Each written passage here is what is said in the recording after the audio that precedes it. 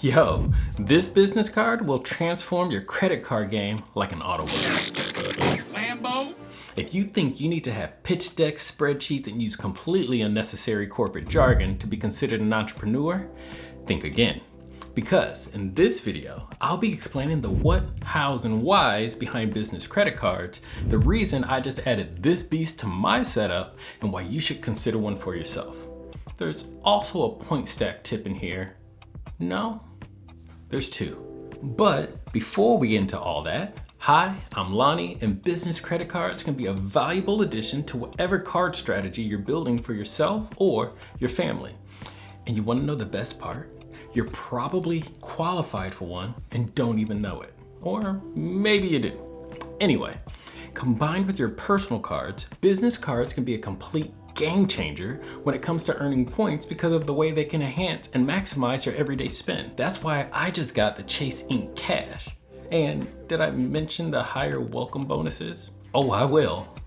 Let's talk about it. To start, business cards are no different than any other type of credit card, except they're geared for business spend.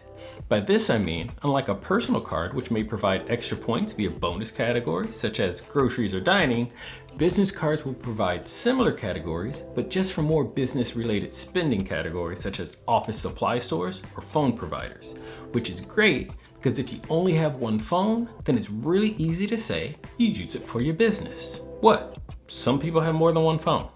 Now, business credit cards are of course seen as a necessity for small and medium business owners, but then are often perceived to be out of reach for side hustlers, gig workers, and solopreneurs, which is just a fancy way to say a sole proprietor. There are a number of myths and misunderstandings that surround business cards. One of the most common is that you need to have a small business or LLC to get a business credit card. Wrong. This is simply not true. In fact, many major credit card issuers offer business credit cards to individuals who simply have a separate form of income outside of a standard 9-to-5 full-time job. Enter the side hustlers and gig workers. If you sell items on eBay or Etsy, drive for Uber or DoorDash, or happen to freelance on the side, you may be eligible for a business credit card. Yep, it's that easy. The key is to have a separate form of income that's not generated by a primary job. Once you have a separate form of income, like from babysitting those bad kids or walking the dogs in your neighborhood, you can apply for a business credit card. The application process is very similar to that of a personal credit card, but you will need to provide some additional information, such as a business name and an employee identification number, also known as an EIN. If you don't have an EIN, no worries. You can use your standard social security number instead and apply as a sole proprietor. So then why get a business card? Well, for a couple of reasons, honestly. I'm gonna give you 5. Here we go. 1, to convey a sense of professionalism, especially if you're a freelancer. Flipping out a business card always seems to look more legit to people. I can't tell you how many times I'm asked in a checkout line if I have a work order, a PO, or an account with that retailer. I'm like, I'm just buying a Sharpie, dude, chill. 2, it's an easy way to keep your business and personal expenses separated and organized. This will come in handy when doing your taxes. Way easier to just download your statements and say, here are all the charges I made on my business. Next, having a business card could open doors to extra streams of revenue and business credit opportunities, such as a business loan, which you can then use to help expand your business. Some examples in my case, on a low end, I could use that towards this YouTube channel to upgrade my camera and microphone equipment. Or on the high end, rent out a space to get a larger, separate studio. For number 4, depending on how you apply and with whom, applying for a business credit card may not hit your personal credit report because they're business and don't report to personal credit bureaus. Because of this, they don't impact your personal credit report, thus not affecting your personal credit score. Think of it like this. Credit utilization makes up 30% of your personal credit score. Now let's say you have a $10,000 credit limit and you spend $6,000 on your business using your personal credit card. Until you pay that off, your credit utilization is at 60%, which is way above the recommended 20%.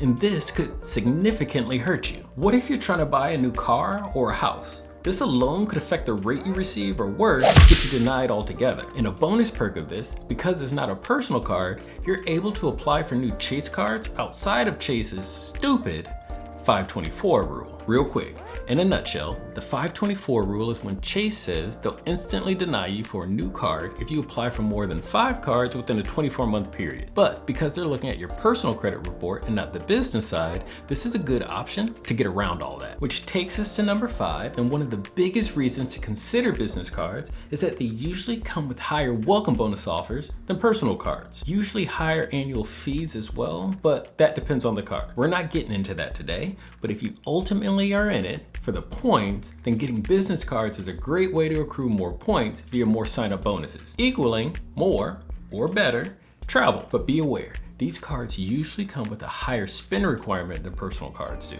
so plan accordingly. Now, why did I get this specific card?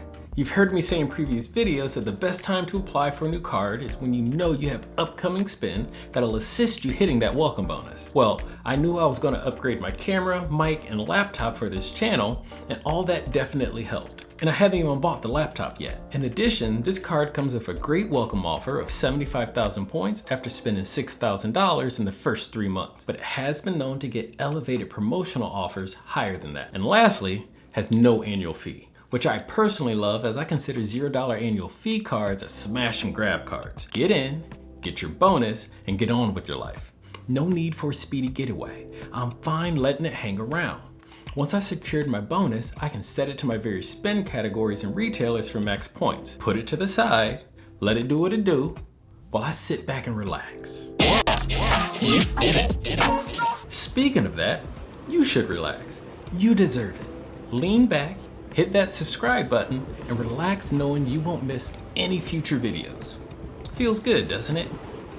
Yeah. Okay, that was a lot of info, but I haven't fully answered the question for why I went with the Ink Cash when there's also the Ink Unlimited, which also has a $0 annual fee. Well, it came down to how I'll continue to use it. Ink Unlimited gets 1.5% back, or 1.5 Chase Ultimate Reward points per dollar on all purchases, similar to the Chase Freedom Unlimited personal card. But the Ink Cash gets 2 points per dollar at gas stations, which will finally provide me a dedicated gas card in the event a 5 point per dollar offer is not available on another card of mine. Spoiler alert, there's always a gas offer available on some cards. On top of that, it also gets 5 points per dollar on the first $25,000 spent at office supply stores, on internet and cable providers, and phone services. As I mentioned earlier, I carry more than one phone at a time. Yes, there's a reason, and no, it's not a burner phone. If you want to know, ask nicely in the comments and I may tell you. Anyways, this will ensure I receive max points on my cell phone bill, internet, and some of my streaming services. Oh, have you not seen my streaming services video? Well, we have a point stack alert. I'll drop a card up here. Go check that out after this video. But yes, I'll get 5 points per dollar on my Netflix, Paramount Plus, Showtime, HBO Max, I know it's just called Max now, and YouTube TV subscriptions, including any services billed within YouTube TV, such as NFL Sunday Ticket and Stars.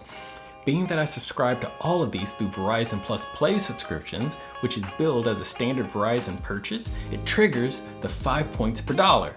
So head over there and thank me later. In addition to that, now that I'll get 5 points per dollar at office supply stores, I can also use the gift card stacking hack for other various spend and subscriptions such as Apple, Google Play, etc. And being that I haven't purchased my new laptop yet, because I thought I was going to get it as a gift and didn't, this will now ensure I get 5 points per dollar on it when I purchase it through an office supply store instead. I'll make sure to do my research with the shopping portals first, but that could easily be 8,000 points or more right there. And of course, once I have all my points, because it's a Chase card, I can pull and transfer them over to my Sapphire card and use them for travel. All in all, the Ink Business Cash will be a very good behind the scenes card for me with those very specific spend situations, even if it doesn't get a spot in my everyday wallet. To find out what those cards are, check out this video here, and I'll see you in the next one.